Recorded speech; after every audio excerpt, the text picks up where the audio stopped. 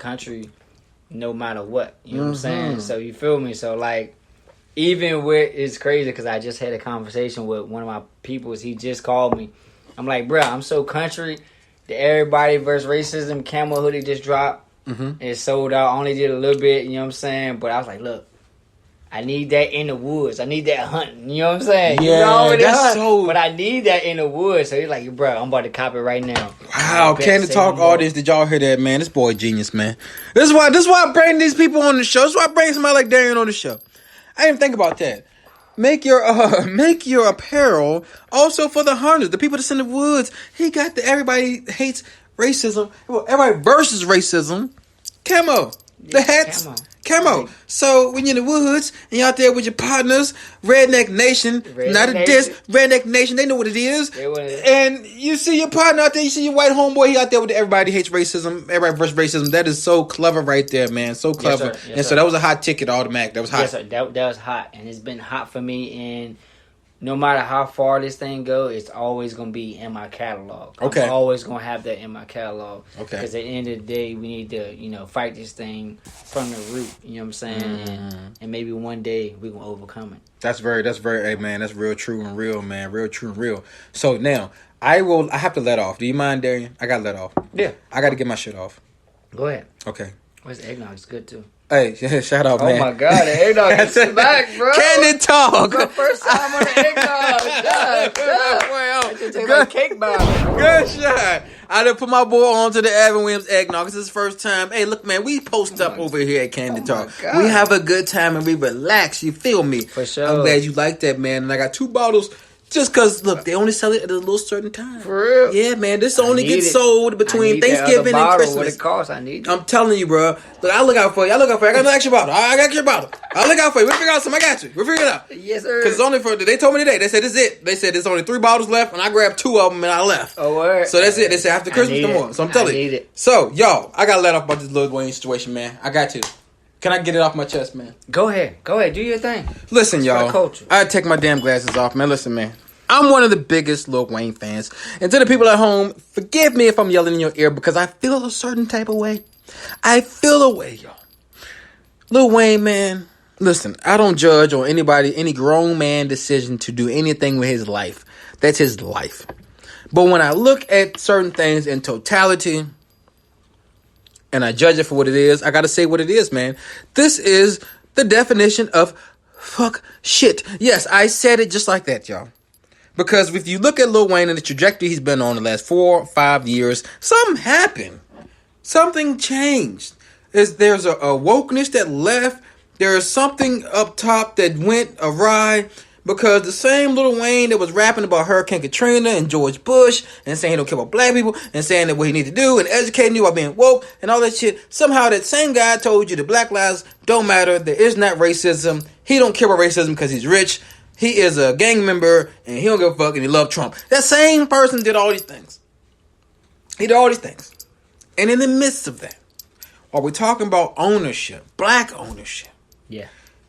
Making a way for our young guys behind us to have their own music and own the rights to it.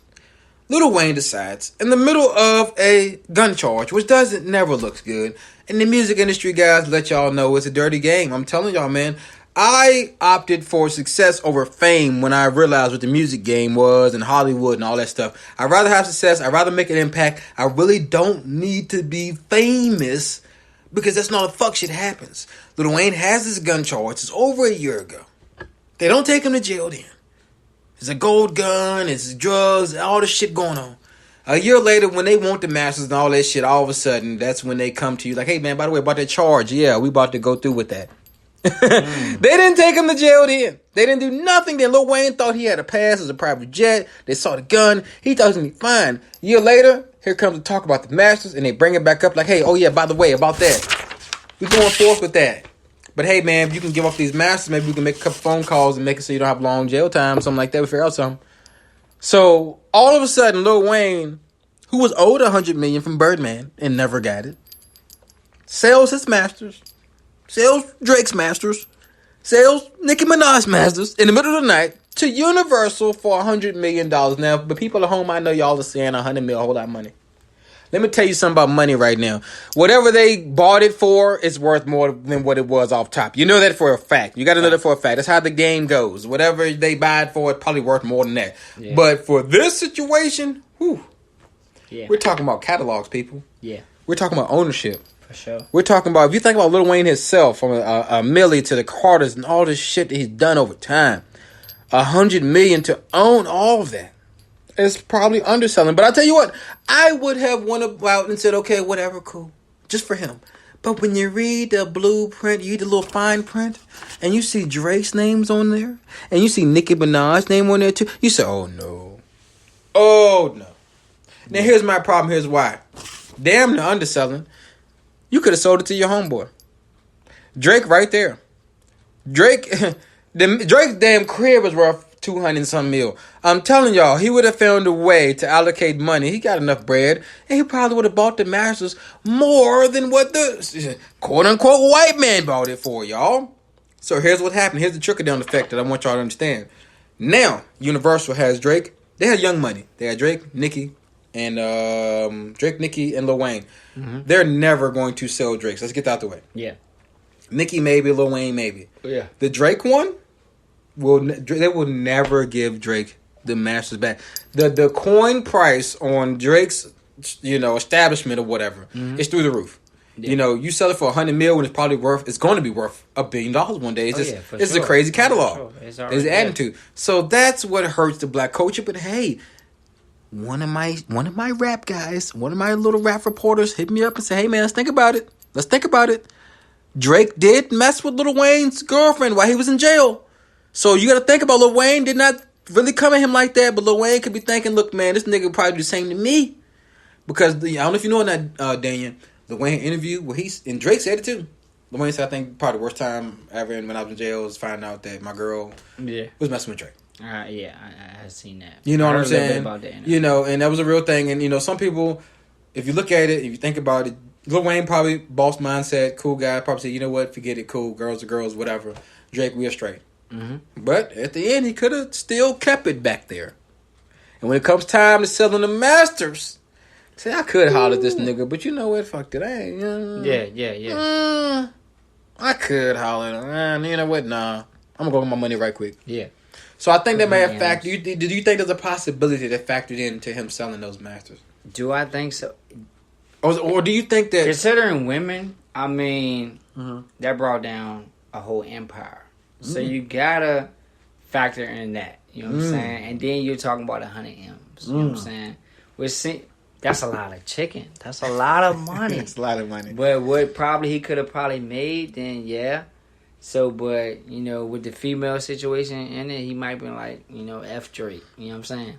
And get these quick 100 M's. You know what I'm saying? Yeah. Because I learned, man, you don't want to get the women in the mixture with your business, man. I'm the type, man. Look, and stuff rolls off my back, man. Darren, I feel like you're the same way, Darren. Yeah. For sure. It just don't nothing really stops me. Don't nothing really hold me back. I'm a glass half full kind of guy. So me personally, I probably wouldn't even hold a grudge over somebody like that or whatever. I'd just be like, all right, whatever. I know how to carry that female from there on. Yeah. You know what I'm saying? But yeah. Just the fact, I think the strength of it all with me is the fact that he could have kept it in-house or, hell, holler at Nicki. Yeah, for sure. She could, it's 100 mil. Yeah. If I look up her network, it's probably 100 and some mil. Yeah, 100 some mil. She could look up something and figure out a way. She figure out a way to get the Masters. Because, hell, she could have sold you Drake for double or something. Yeah. But now it's at Universal. And these Jewish owners, I'm sorry, y'all. They're not looking into giving you your shit back. That's not the thing to do. Yeah, no. They're not looking into that. No. And I researched, what was it? I don't even notice that, but Michael Jackson owned the Beatles. Did you know that? I didn't know that. Let me give you a footnote. Owned the Beatles? Listen to me right quick. I'm going to give you a footnote. So here's the danger about Michael Jackson dying. In 1989, I believe, or something like that, Michael Jackson went ahead and bought the Beatles catalog. And he bought it for I think 30 mil or something like that. Mm-hmm. Before he died, it was worth $1.5 billion. Oh. They wanted that. Sony, he upped Sony too, and found a way to wiggle out of the deal and own his own masters with Sony also. So he owned his masters and he owned the Beatles catalog. Also, so now you start seeing why the death of Michael Jackson was very profitable to a lot of people. Yeah. Because they found a way to get the deal with Sony out the way. Mm-hmm. They found the Beatles catalog. They said, "Give me that." Yeah, I take that. They didn't go to the family. I take that. They took that. And so you'll see, if you look at the music industry, it's very dangerous when you're talking about masters and buying catalogs. And it's very important also to get your own shit. Yeah. I'll give you another nugget. Tory Lanez just got his before the Megan Thee Stallion incident. Yes, sir. You know what I mean? Yes, sir. So, all this shit right here, and then he has the crazy shit that happened now. All of a sudden, he trying to take him to jail and all that. But all the shit going on, Lil Weezy, man, we just want to look, dog. I didn't want to not invite you to the Black Cookout. We took a vote. They said hell no. Yeah, he can't come right now. We took a vote, Darion. They said no. Sad. They said no. It's sad. Damn, Weezy. Damn, Weezy, man. But look, can't man. Come to the cookout? He can't come to the cookout, man. Our boy Weezy can't come to the cookout. And that's a shame. That is a shame, y'all. And I just want y'all at home just to understand, look, I'm not trying to hate or nothing like that, man, but I'm trying to spread black empowerment, man. Right. Because if we start making it cool to get your own masters, then, maybe that'll be the real trend. And if you think about it, why am I getting in the music industry if I'm giving away my music? Why am I getting into some shit? Yeah. That's like you getting into your fashion and you give away the rights to YFF. No, sir. What's the point? Happen? You hear me? There you go. And then that's the thing about it. Somebody could roll right up on Darion. It could be Gucci, Fendi, anybody. Hey, man, Darion, we like this right here. YFF, blah, blah. Look cool, man. Here go 200,000, man. We're going to go ahead and take it off your hands. What do you do with stuff like that? That's a good question. What do you do with stuff like that? No, sir. You feel me? I mean, of course, you know what I'm saying? Everything got a price, though. Everything got a price. That's true. If you talking some bread, you talking some M's, a couple M's up front, then, you know what I'm saying, we might get work some.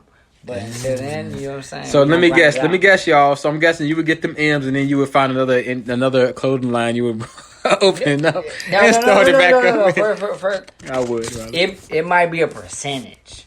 But I still gotta run YFF and my designs and all that. You know what I'm saying? Okay, so you're not into giving up the whole thing. Yeah, I'm not giving up the whole thing. Because that's your problem. That's your baby right there. That's my baby. You know what I'm saying? RP Teddy Poe. That's to the death. You know what I'm saying? Okay, because and that's what happens a lot, man. People have great ideas coming up, and then these industries see you, man. They offer you a little check. Yeah. And they say, look, man, we're going to go ahead and give you this money they tell you like this. You're probably not going to get this money. Yeah. You're probably not going to make no money. Here goes $100,000 right now. Give us a license and the right. So you're saying, nah, you're good in that wave. I'm good. We got to talk a couple of M's, then we can figure out a percentage and we can work something out. I like that, man. Hey, man, I tell you what, I think I'm ready to give away some stuff, man. Look, y'all, I think I'm ready to give away stuff. I'm still writing down freaking names, man. Look, we about to go Facebook Live. I'm going to keep y'all right here, of course. Darion, explain to them what you're giving away today, man, as far as the outfits or whatever the heck. Explain to them. I'm giving away my signature hoodie. It just dropped actually today. I got 2 signature hoodies. This one is the first one, and then I got a second one, which I'm going to let the customers and everybody who's been supporting me vote on which one should be. But that hasn't dropped yet. So we're going to do this one right here. Okay. First time drop. Okay. Today. Okay. You know what I'm saying? Yeah. So that's what I got. 2 hoodies giveaway. Let's go. I like that, man. And it's 2 of them. Could I pick out a name? You pick out one, I pick out one? Can we do it like that? Yeah, of course. You can do it like that? You good? Because I like helping the people I want to help, too. It's a YFF Candid Talk Christmas, y'all. Look, man, this what we're going to do, man. I'm going to let Darion go ahead. You just set your, if you want to go off your phone, we go off the Apple. We're going to go off. Look, y'all, we got to just get your gadgets. We're going to go off my, I tell you what, you know what? Wait for it. I can go off mine, though. It don't matter. Hold on, let me see. Whatever you feel like is more compatible. Let me see. Live. I'm going to, you know what? I'm going to cut the music on. Will it go live? Hold on, wait a minute. Video live? Let me see. Hold on. Let me see here. Let me see here. You got to teach me about this live, because I never went live. Okay, now once you're there. I'm going to cut on some music for us. It's on the way. It means it's on the way. Hey, Candid Talk audience, y'all here live. Y'all live, man. All right, I'll tell you what. Are we there? Don't worry about that. Look, Candid Talk, y'all. We sitting here. We about to go live. We got Darion Miller in the building, man. Y'all know how we doing it, man. We're going to sit here and give away these YFF hoodies. If we're not going to go live on his shit, we're going to go live on my shit. Either way, we're going to make some noise out here. And listen, man, comment section. I appreciate y'all, man. Y'all still going in. Cornell, you rocking with that country music? That's cool, man. Look, bro, we can have